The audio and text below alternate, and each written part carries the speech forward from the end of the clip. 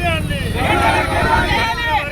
వెంటనే వరి ధాన్యాన్ని వెంటనే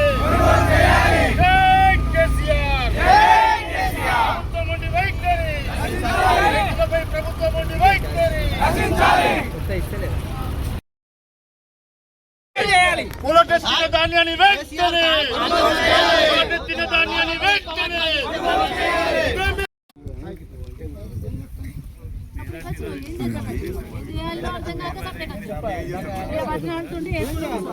కాదు మేడం అధికారులే మేము పట్టించుకోకపోయినాక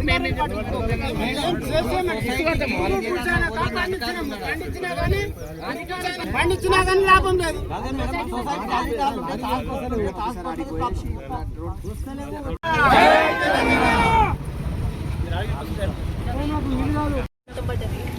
వర్షం పడితే ఇప్పుడున్న సందర్భాలలో వాస్తవానికి వర్షాలు పడితే మళ్ళీ తుఫాలు పోసుకుంటాం, మళ్ళీ పంట వేసుకోవాలని ఆనందపడే సమయం ఉండాలి యాక్చువల్ అయితే. కానీ ఈరోజు ఏడ్చే పరిస్థితి వస్తుంది రైతులు. ఎందుకంటే వర్షం పడితే పంట కొనలేదు కాబట్టి. ఇంకా దాదాపు రాయలాపూర్ గ్రామంలో 20 లారీల పంట ఉంది. 20 లారీల పంటను మరి ఎప్పుడు కొంటారు, ఎప్పుడు తీసుకుపోతారు? ఈ రైతుల పరిస్థితి ఏంటి? 6 కాలం కష్టపడి చెమటోడ్చి యూరియా దొరకకపోతే లైన్లు కట్టి యాప్ అనుకుంటే యాప్లో బుక్ చేసుకొని తీసుకొచ్చుకొని పంట పండించుకుంటే ఈరోజు కేసీఆర్ గారు ఉన్నప్పుడు కాళేశ్వరం నీళ్లు, 24 గంటల కరెంటు, యూరియా అవైలబిలిటీ, పంటలన్నీ కూడా సజావు కాబట్టి పంట కొని పైసలు వేసిన గంట కేసీఆర్ అయితే ఈరోజు కనీసం పంట కొనలేని పరిస్థితిలో లవ్ కరెంట్ సక్కగిస్తలేరు. యూరియా కోసం కష్టాలే ఉన్నాయి. రైతు బంధా లేదు, రైతు బీమా పైసలే కట్టలేదు. రైతుకి ఏమైనా కష్టం వస్తే చూసుకోలేడు. ఈ నియోజకవర్గంలో పట్టించుకుంటూ లేడు. ఇక్కడ ఎమ్మెల్యే గారైతే ఎక్కడున్నారో తెలుస్తలేదు. ఈడ ఒక దిక్కు రైతులు పంట కొనక ఆగమాగమై ఇబ్బందికరమైన పరిస్థితులు ఉండి వర్షం నెల తడిసి ఎండి పంట ఆడ మొలకలచ్చి రైస్ మిల్ కాడ దించుకోక లేబర్ లేక ఇబ్బంది పడుతుంటే మాత్రం ఎక్కడున్నారో కనబడే పరిస్థితి కనబడుతూ ఉంది. ఇది ఈ జిల్లా, ఈ నియోజకవర్గ, ఈ జిల్లా, తెలంగాణ యావత్తున్న పరిస్థితి. ఇంకా మరి మృగశిర వచ్చింది, 2 రోజులైతే మృగశిర. ఇప్పటి వరకు పంట ఇంకా పోలేదు. 2 రోజులైతే రైస్ మిల్ కాడ కూడా దించుకుంటలేదు.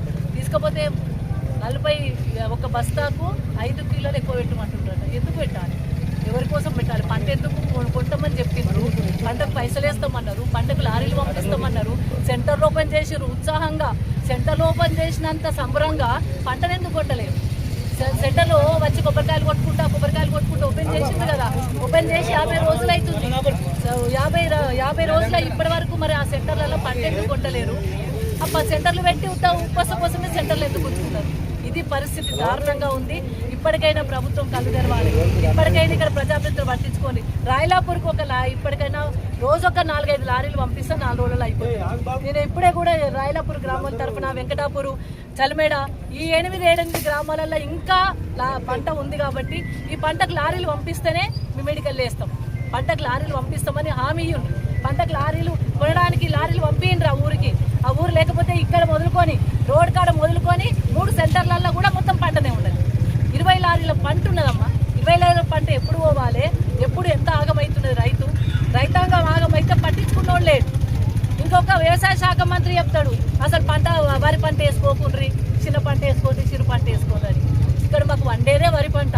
మాకు కాళేశ్వరం ప్రాజెక్ట్ నీళ్ళు వస్తే 24 గంటలు కరెంట్ ఇచ్చిండు సారు. మాకు వండేదే పండేదే పంట వడ్లు వండుతాయి. ఈ వడ్లు వండుతాయి, వడ్లు బంద్ చేయండి. మరి పంట వేసుకునేటప్పుడేమో అన్ని సెంటర్లు ఓపెన్ చేసి వడ్లు కొంటాం, చివరి గింజ కొంటాం, తడిసిన వడ్లు కొంటాం అనేమో బీరాలు పలికిండ్రు. ఇప్పుడేమో పంట కొనలేని పరిస్థితి వచ్చింది. అందుకే చెప్తున్నాం, ఇప్పటికైనా కానీ ఎంత ఓపిక పట్టినామో పట్టాల్సినంత ఓపిక పట్టినాం.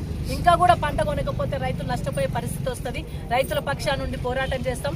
తప్పకుండా ఈరోజు రాయలాపూర్కు, వెంకటాపూర్కు, చలమెడకు ఈ గ్రామాలలో ఎక్కడైతే తడిసినాయో ఆ తడిసిన పంట దగ్గరికి వెంటనే లారీలు పంపించి ఆ పంటను కొనే విధంగా చేయాలి. లేకపోతే ఈ ధర్నాను మరింత ఉధృతం చేస్తామని కూడా ఈ సందర్భంగా తెలియజేస్తా ఉన్నాము. జై తెలంగాణ.